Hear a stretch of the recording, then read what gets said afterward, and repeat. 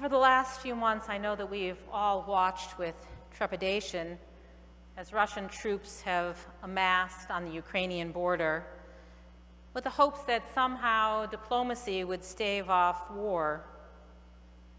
But this week we saw that was not to be. That just a few days ago, a full-scale invasion started, the largest on European soil since World War II. I can't say that I listened to all of Putin's speech from Monday night, but some analyses of it. And it's right out of the playbook of a tyrant. He makes historical and ethnic claims that Ukraine is not really separate from Russia, separate country, separate ethnicity, that Lenin and Stalin created Ukraine. And then he makes security claims that Ukraine might someday in the future become part of NATO and then threaten Russia with weapons of mass destruction, although we know where he took that line in the playbook from. But many of us in the Jewish community have deep connections with that part of the world. Most of the Jews who live in the United States are from somewhere in Eastern Europe. My family hails from Lithuania and Belarus, and we think that there could be some family that came from Ukraine. Most of the Jews in this country are from Belarus or Lithuania, Moldova, Poland, parts of Latvia and Western Russia, what was known as the Pale of Settlement, where millions of Jews lived before many of them came to this country. When the Holocaust Museum in Washington, D.C. opened, I went to visit. And at the very end of the museum, there's kind of a round room in which there are floor-to-ceiling pictures of a town in Ukraine in which the entire Jewish community was wiped out. And the name of the community was Nezhin, which is my mother's maiden name. We don't know if we have roots to that town, but it seems like there must be some. It's a very unusual name. And there I was, standing in this room. This town that's about 100 kilometers northeast of Kiev, and looking at all those people who had faces that looked a lot like mine. The history of Kiev and the Jewish community there goes back 1,000 years. It was in the 9th century that Kiev emerges as a first great Slavic state and a commercial hub. And the Jews came there not too long after. In 1096, during the First Crusades, Jews were fleeing Western Europe and they came to Kiev. And when there were travelers from Western Europe, some 100 years later, they were already calling Kiev the Great Jewish City. Of course, we know it wasn't exactly a Jewish city, it was a Christian city. The Kievan Rus Slavs converted to Christianity in the 10th century. The Jews have had a long run there, and a difficult run too. In the 15th century, Jews were expelled from Ukraine. In the 16th century, they were readmitted. In the 17th century, most Jews in Kiev were killed during the Khmelnytsky Massacre. And in the 18th century, as I said, the Pale of Settlement, in which Jews lived in many of those provinces of Eastern Europe, was a large community at the time. When you talk to Jews who came from that part of the world, they sometimes don't know what country to say they came from because the borders change so often, as we know. But in 1890, there were 5 million Jews in Russia. And many Jews started coming here to this country in the 1880s because of pogroms in Russia and Ukraine and Poland. 1880s and 1890s, it's when my family came and many other Jewish families as well. But still, many Jews stayed in Ukraine. In 1939, there were 175,000 Jews living there, 20% of the population. Can you imagine? But then again, a very bleak period for the Jewish community. In 1941 was the Babajira Massacre, after the Germans invaded. Close to 34,000 Jews were killed in just a couple of days. I've been to Ukraine twice. The first time I was in Lithuania and then just went to Kiev so that we could visit the Jewish community there. I was there with the Chicago Board of Rabbis. We went to the site of the Babajira Massacre. And growing up and learning about the Holocaust, I knew about the massacre there, that 34,000 Jews were lined up and shot and put into mass graves. And somehow I thought that Babajira was going to be in the middle of nowhere. And then when you go and you see that it's a park in Kiev, it's pretty astoundingly atrocious to see that site. I also spent time down in Crimea. Of course, that was before 2014 when Russia annexed Crimea. For many years, our congregation had a relationship with a congregation in Simferopol, the capital of Crimea, congregation Ner Tamid. In the year 2000, when Beth Emet celebrated its 50th anniversary, we decided we wanted to donate one of our Torah scrolls to a congregation because we were having a new Torah scroll written for us. And we did a lot of research and decided on that congregation in Simferopol. And at that time, Rabbi Peter Noble and his wife Elaine took a delegation of people to donate that Torah scroll and had an amazing trip. And for years, there were trips back and forth. Rabbi Noble went with several of our different youth people to be supportive of the programs that they were developing there. And about 10 years ago, I had the opportunity, and I just went by myself, which was quite something to go to Crimea by yourself when you're the only English-speaking person there, except for the rabbi of the congregation. He was the only one who made it possible for me to get around. But he introduced me to the Jewish community there, and not just in Simferopol, but we also went to Sevastopol and Yevpatoria, other towns in which there's a Jewish community in Crimea. And it was powerful to see Jewish life reemerging there. On Saturday afternoon, the congregation had what's known as a Seudah Shlishita, the third meal of Shabbat, an afternoon in which we had tea and cookies and some study. And all of the people who were sitting in the congregation in Simferopol were either 70 years and older or 30 years and younger. What happened to the middle generation?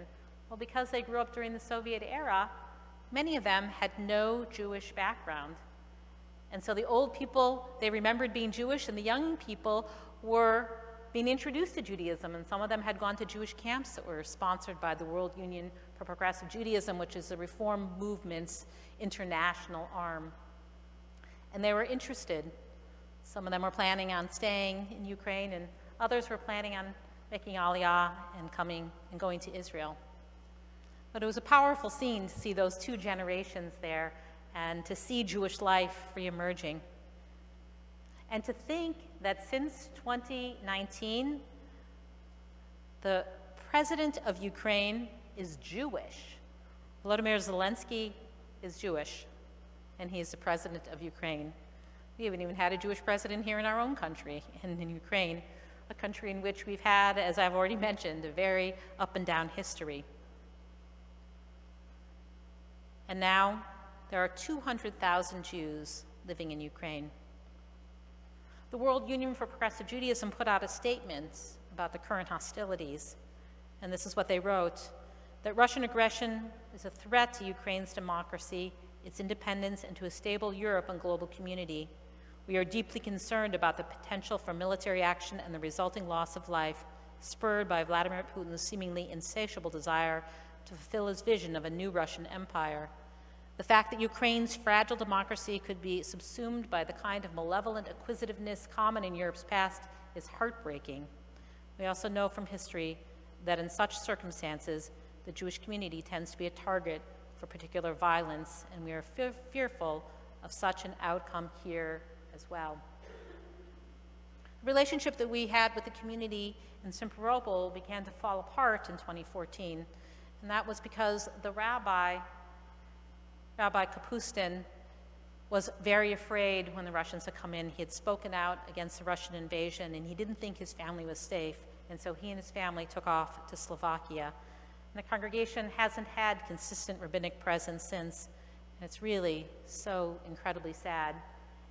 He is a Ukrainian Jew and went to the Reform movement camps and became interested in Judaism and then studied to be a rabbi and really wanted to raise his family in Ukraine and felt like he couldn't do so because of the Russian invasion of Crimea.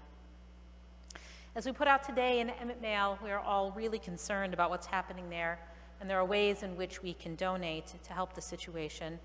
One of the ways is to donate through the World Union's Ukraine Crisis Fund, and we put out a link for that today.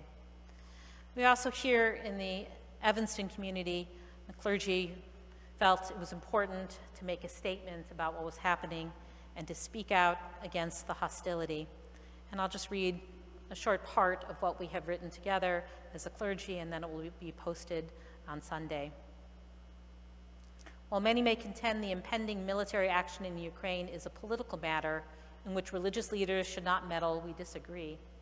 The current crisis is a moral matter, demanding religious leaders of all faiths to echo the words of an ancient prophet, "Let justice roll down as rivers and righteousness as an overflowing stream." We condemn the unbridled aggressiveness of Russia for political, military, and monetary purposes. We condemn the use of weapons of war aimed into cities where there are families, senior citizens, children, youth, and teens, as well as innocent citizens going about their daily lives. We condemn the placement of 200,000 soldiers whose physical presence is to wrest control of the Ukrainian government and detain President Volodymyr Zelensky and members of his cabinet. We condemn the launching of missile strikes, striking residential neighborhoods throughout Ukraine.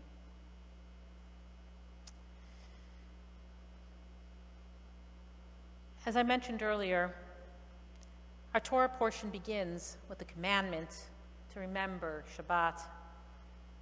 It begins with these words, "Sheshet yamim ta'aseh malacha, uvayom hashvi'i yiyeh lechem kodesh, Shabbat Shabbaton." For 6 days you shall go about your work, and on the seventh day it will be a day of holiness, a day that is separate from the other days of the week.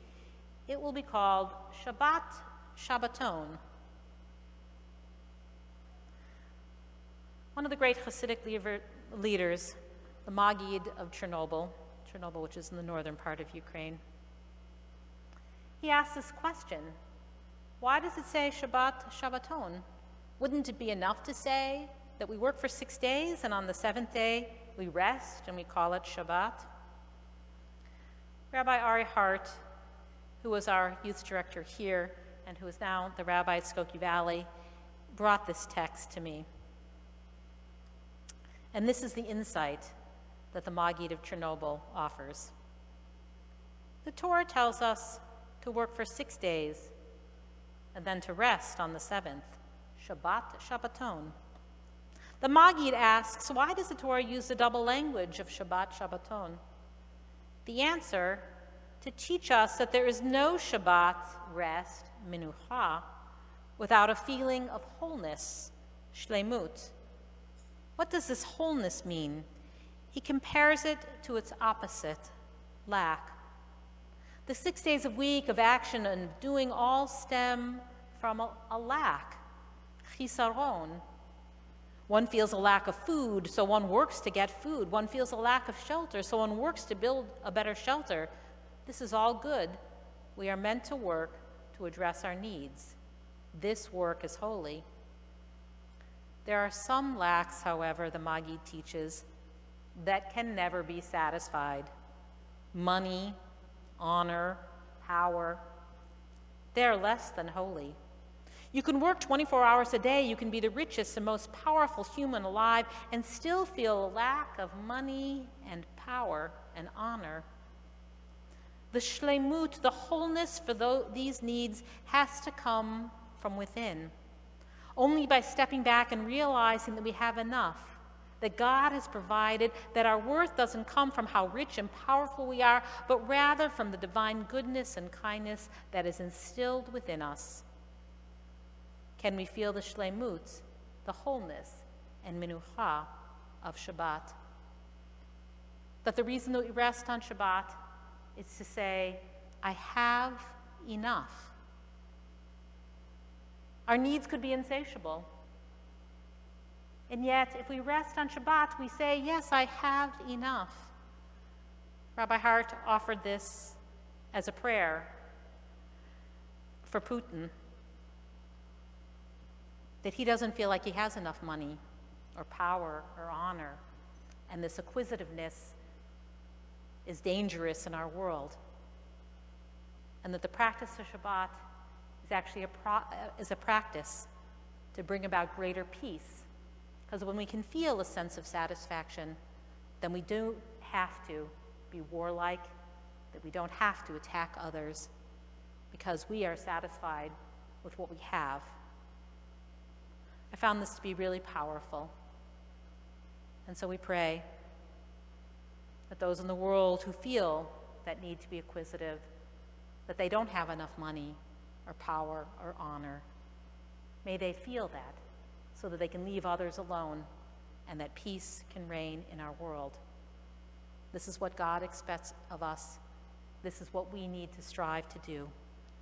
In the meantime, we are here praying in pain, but hoping that good will prevail and that the people of Ukraine will be safe. This is our hope, and this is our prayer. Amen.